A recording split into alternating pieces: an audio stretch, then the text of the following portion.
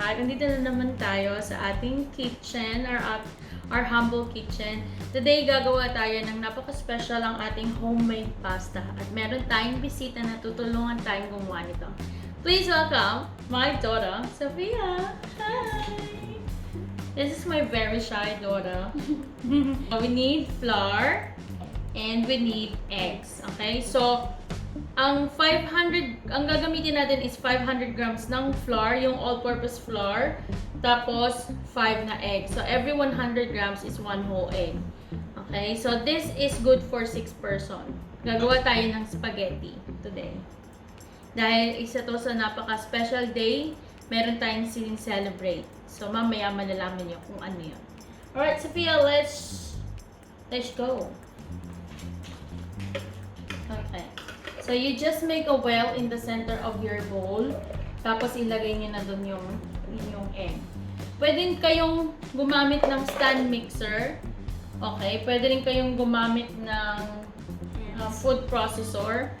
Pwede rin ninyong idiretso na sa workbench. Dun yun na gawin. Pero today, para hindi masyadong makalat, is gagawin namin muna siya sa bowl. Okay. Tapos, tsaka natin ililipat. Okay. So, you can start mixing it. So, ano lang, palabas. Okay? So, ganyan. Yan. Okay? You can move it around if you like. Just mimicking the stand mixer. Alam mo yung dough hook? Di ba parang umiikot-ikot siya? So, along the way, nag-grab tayo ng flour. Once it becomes really heavy, we can start doing it sa bench. Okay?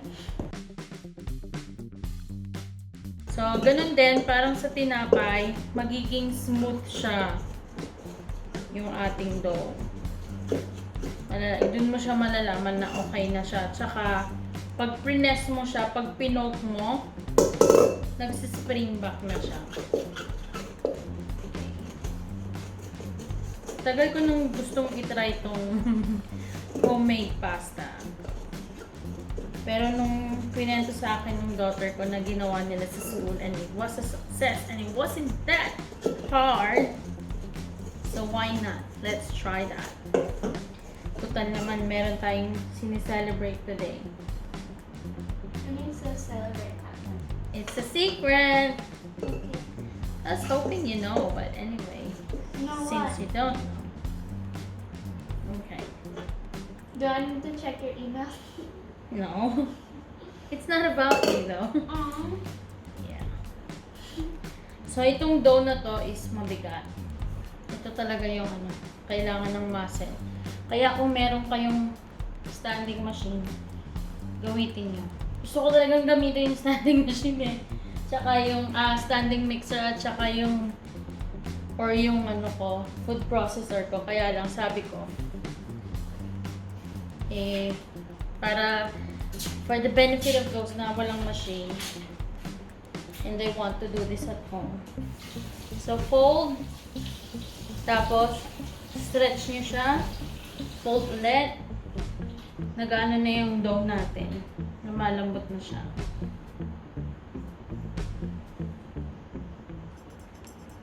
Okay. Ang hinahanap natin is smooth. Okay. Tapos nagsispring back siya sa atin. Pag pinoke mo siya, bumabalik siya. Okay. So, smooth na yung ating dough. Tapos, pag press mo, pag pinoke mo siya, ayun o, nagsispring back. Diba? Lumalaban na siya. So, cling wrap na natin to. Make sure na hindi siya ma-dry. I-rest natin siya for 30 minutes.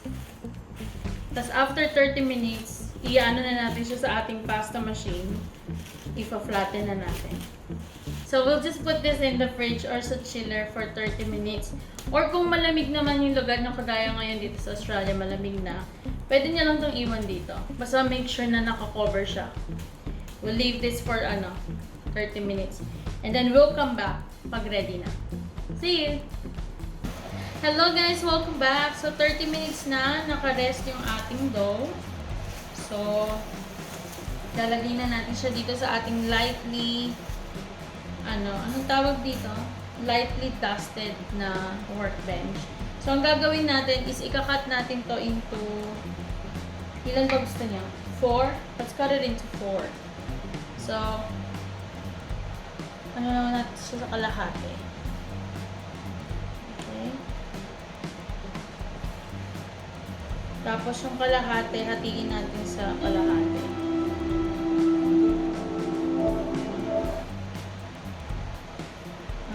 Sophie, get mo yung wrap kasi we need to put this sa plastic. This one? Yeah. So, yung hindi nyo gagamitin, i-ano nyo muna siya, i-wrap nyo muna. Okay, so 4. Kuha pa ang quantity. Just get a little bit more. Okay. So, yung hindi nyo gagamitin, balik nyo muna dito. Tapos, balutin nyo siya lang. Kasi para hindi siya lang mag-dry, roll lang natin siya pa ganito. Pahaba. Just enough lang na para maipasok natin siya dun sa ating pasta machine. Okay. Just put it here. Then, aim. Make sure that you, yeah, nice. Siguraduhin niyo lang saluhin niyo siya sa ilalim, ha?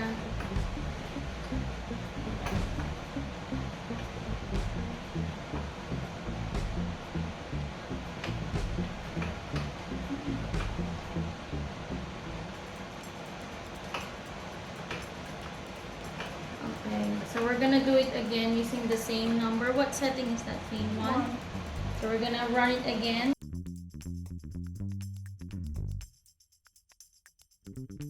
This is enough. We're going to put another flour again.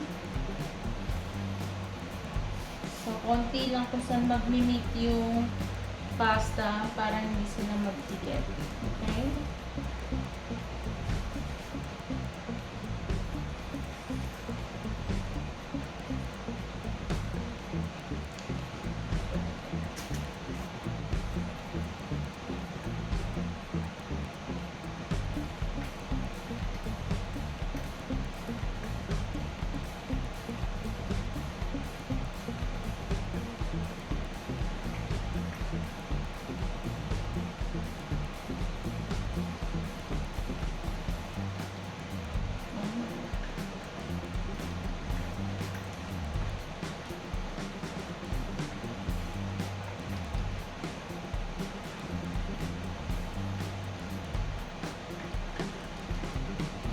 Grab the next one.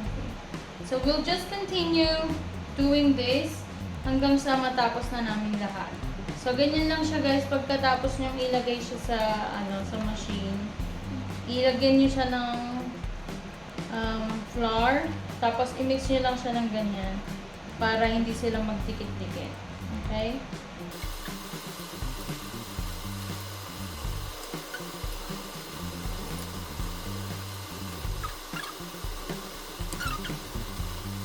Hello guys, we're back. So, nagbo-boil na yung ating water. Naglagay lang tayo ng olive oil at saka ng teaspoon ng salt dun sa water natin.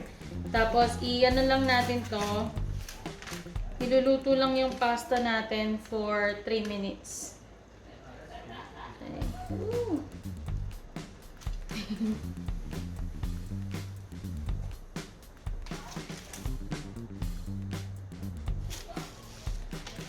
Just make sure na hindi sila nagsistay.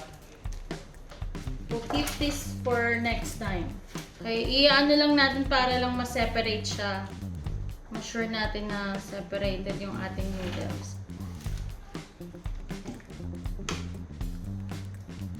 Para hindi siya magdikit-dikit. Yung parang pag nagluluto kayo ng pasta, di ba? Hinahalo din natin. Para hindi sila magdikit-dikit.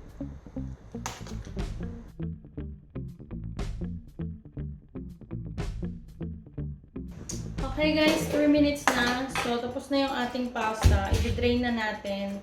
Tapos, kita-kita na tayo sa dining table. Kakain na tayo. See you. Hello guys! Welcome back! So, ito na.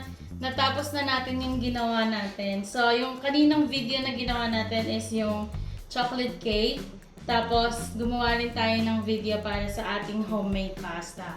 So, yung sineselebrate namin today is yung birthday ni Ate Bang. Okay? So, kanta muna tayo ng happy birthday. Happy birthday to you. Happy birthday to you. Happy birthday, dear Ate Bang. Happy birthday to you. Hep hep. Hooray! Hep hep. Hooray. Hep hep. Hooray. Alright. Happy birthday, Ate Bang. Happy birthday in heaven. Happy birthday! Blow na natin. 1, 2, 3.